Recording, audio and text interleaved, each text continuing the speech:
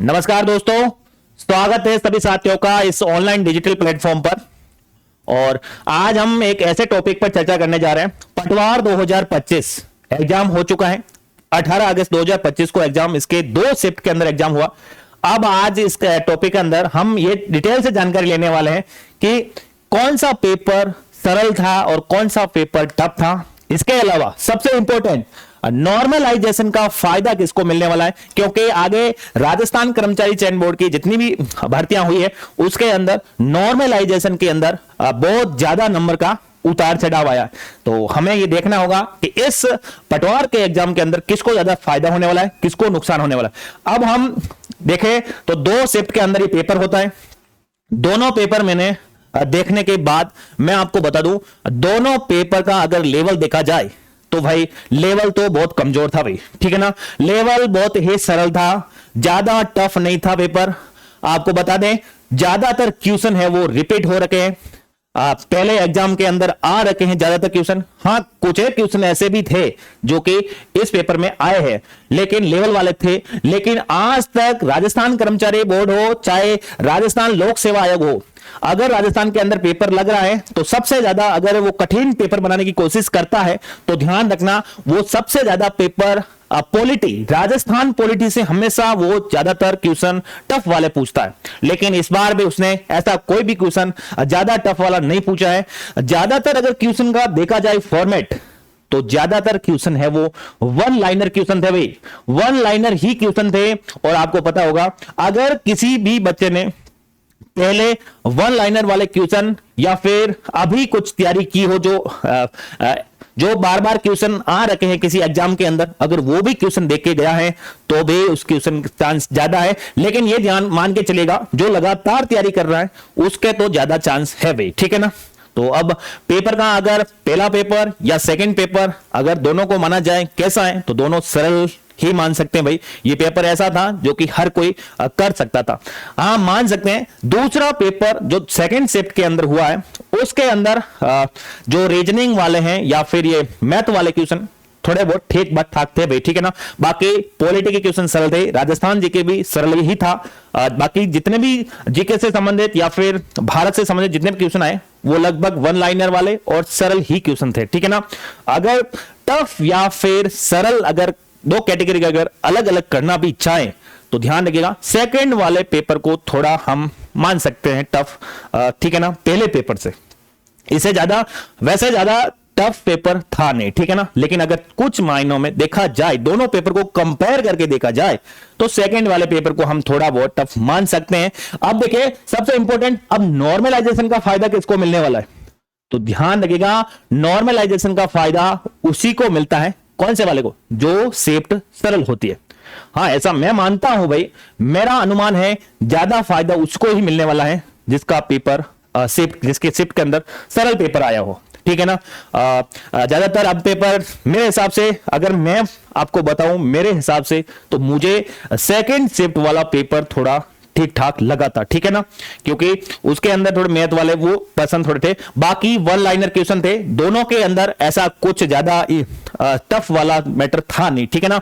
ये मान के चला राजस्थान कर्मचारी चयन बोर्ड को पेपर टफ के लिए जाना जाता था, लेकिन इस बार पेपर टफ नहीं था। उसके अलावा नॉर्मलाइजेशन का फायदा मैंने बता दिया आपको, ज्यादा सरल पेपर होगा उसको हमेशा फायदा होता है, वो मानता नहीं है ऐसे फायदा से जो जिसका पेपर सरल होगा उसको ही फायदा मिलने वाला है, टफ वालों को मिलता नहीं है। लेकिन ये एक बात आप मान के चलेगा अब की बार ऐसा कुछ नहीं होने वाला है जो कि पीछे पशु परिचर भर्ती के अंदर हो रखा था ना, जैसे कि नंबर बहुत ज्यादा बढ़ गए थे 27 किसी के 25, ऐसा कुछ भी नहीं होने वाला है, ध्यान रखिएगा। हाँ बढ़ सकते हैं लेकिन 2-4 ऊपर या 5-6 ऊपर हो सकते हैं या फिर 2-3 ही ऊपर होने वाला है, यह भी आप मान के चलेगा। और अब सबसे इंपॉर्टेंट टॉपिक तो फिर इसकी कट ऑफ क्या रह सकती है तो मैं आपको बता दूं, मेरा मोटा अनुमान है, मैं आपको बताता हूं मेरा मोटा अनुमान है, यह संभावित कट ऑफ है, ध्यान रखिएगा। कोई भी ज्यादा लोड लेने की जरूरत नहीं है भाई। फिर भी आप मेरे हिसाब से अगर जानना चाहे तो ध्यान रखना जो जनरल कैटेगरी है जो कि सामान्य कैटेगरी यानी जनरल कैटेगरी, अब मान के चलेगा जनरल कैटेगरी की हाँ 225 से लगाकर 235 के मध्य, ठीक है ना, इस कैटेगरी के तक कट ऑफ रह सकती है। ये नंबर है भाई, ठीक है ना, ये नंबर है मीडियम। तो 225 से लगाकर 235 तक जनरल की कट ऑफ रह सकती है, ठीक है ना। तो हालांकि इसे 5-6 नंबर कम ही रहने वाली हैं, लेकिन ये मोटा मोटा आइडिया। अब ध्यान रखिएगा, आप जितना सरल समझ रहे हैं उतना ज्यादा वहां पर कुछ हुआ नहीं है, क्योंकि हर बच्चे ने जब पेपर सरल आता है, प्रश्न छोटे छोटे दिखते हैं, वो अगर कथन कारण वाले प्रश्न नहीं दिखते हैं तो हर किसी का यही दिल करता है कि हम अधिक से अधिक प्रश्न करें, और उस अधिक के चक्कर में प्रश्न गलत होने का चांस ज्यादा रहता है। ध्यान रखिएगा, इसके अंदर नेगेटिव मार्किंग भी थी।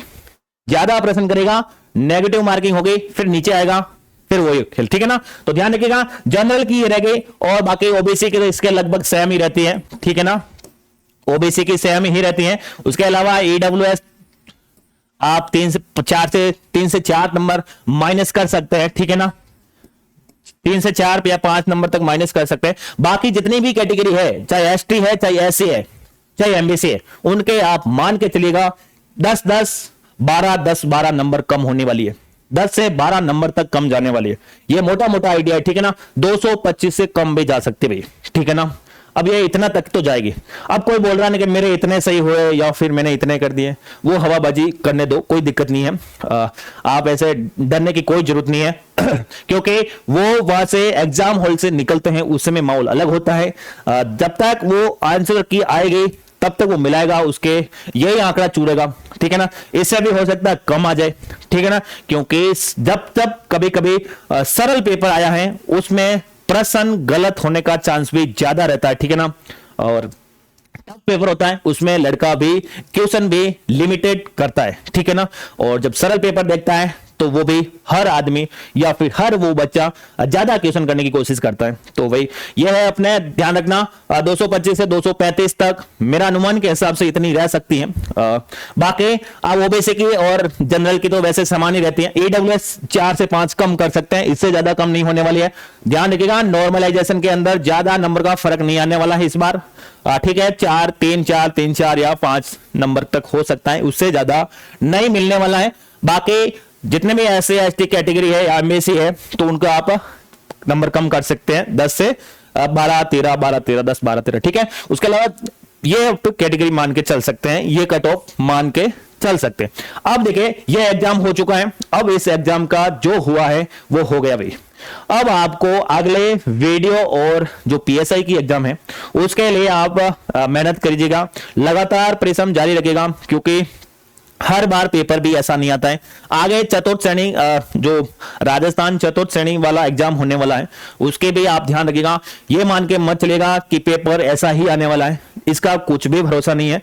हर बार ये आज तक 2015 से जबकि स्थापना के बाद आज तक ये पेपर टफ ही देता है, लेकिन हो गया इस बार सरल आ गया भाई, ठीक है ना। लेकिन ये सरल नहीं देता है, लेकिन इस बार आ गए तो ठीक है, अच्छी बात है। लेकिन कट ऑफ भी ज्यादा नहीं जाने वाली है, क्योंकि जितना पेपर सरल होता है उतने भी क्वेश्चन ज्यादा गलत होने के भी चांस रहते हैं, ठीक है ना। तो आप लगातार अगले एग्जाम की तैयारी कीजिएगा। इस एग्जाम को अब बाहर निकलेगा और आगे जो राजस्थान चतुर्थ श्रेणी कर्मचारी है या फिर सेकंड ग्रेड है या फिर पीएसआई है, उन एग्जामों की लगातार तैयारी कीजिएगा। और अपना चैनल अगर आपने सब्सक्राइब नहीं किया तो सब्सक्राइब कर लीजिएगा। वहां पर जो भी मैटर आपको उपलब्ध कराया जा रहा है उसका आप भरपूर फायदा भी उठा सकते हैं, जो कि आपका एकदम फ्री है, ठीक है ना। तो बहुत बहुत धन्यवाद आपका वीडियो पूरा देखने के लिए। मिलता है एक नेक्स्ट वीडियो के अंदर, ऐसा ही एक नेक्स्ट वीडियो के अंदर।